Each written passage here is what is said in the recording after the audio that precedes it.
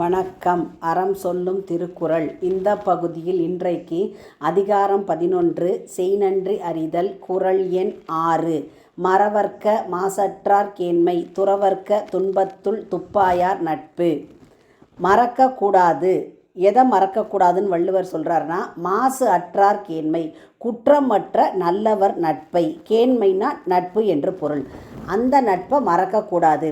துறவர்க்க எதை கைவிடக்கூடாது அப்படின்னா, துன்பத்துள் துப்பாயார் நட்பு. நம்ம ரொம்ப கஷ்டமாக இக்கட்டான சூழ்நிலையில் ரொம்ப கஷ்டமாக இருந்த காலத்தில் நமக்கு உறுதுணையாக இருந்து உதவியவர்களுடைய நட்பை எப்போதும் கைவிடக்கூடாது. அதாவது நம்முடைய உயிர் உள்ள வரைக்கும் அவங்க செய்த அந்த உதவியை நாம் மறக்கவும் கூடாது, அவங்களுடைய நட்பை கைவிடவும் கூடாது.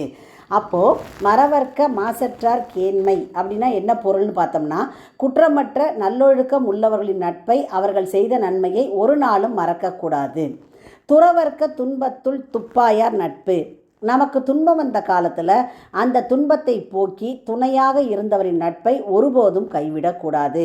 இப்போ இந்த குறளினுடைய சிறப்பு அம்சம் என்னன்னு கேட்டால், நன்மை செய்தவர்களையும் துன்பத்தில் உதவியவர்களையும் எப்போதும் நினைவில் கொண்டு போற்ற வேண்டும்.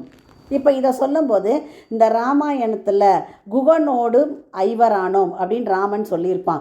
குகனோடு 5 பேர் ஆகி, சுக்ரீவனோட 6 ஆகி, பின்னர் விபீஷணனோட 7 பேர் ஆனதாக ராமனினுடைய கூற்று.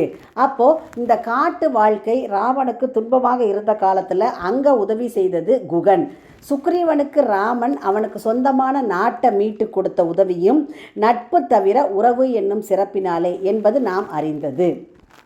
சரணம் என்று வந்தவனை சற்றும் பகைவனின் தம்பி என்று ஐயம் கொள்ளாமல் ராமனால் தான் ஏற்றுக்கொள்ள முடிந்தது என்றால் அது குற்றமற்ற குணத்தினால் தானே.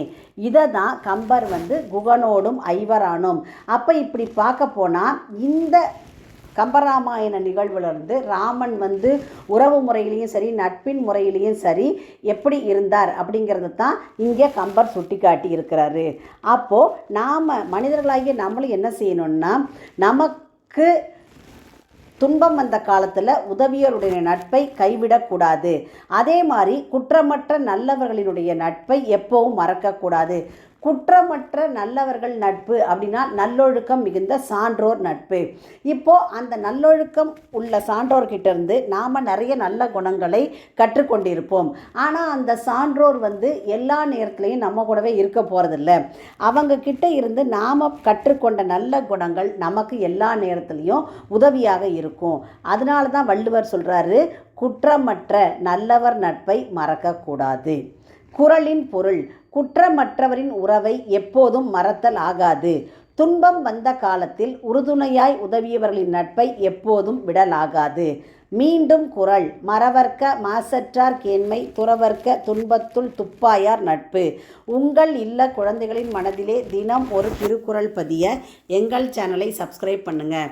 லைக் பண்ணுங்கள், ஷேர் பண்ணுங்கள், கமெண்ட் பண்ணுங்கள், சப்ஸ்கிரைப் பண்ணுங்கள். நன்றி.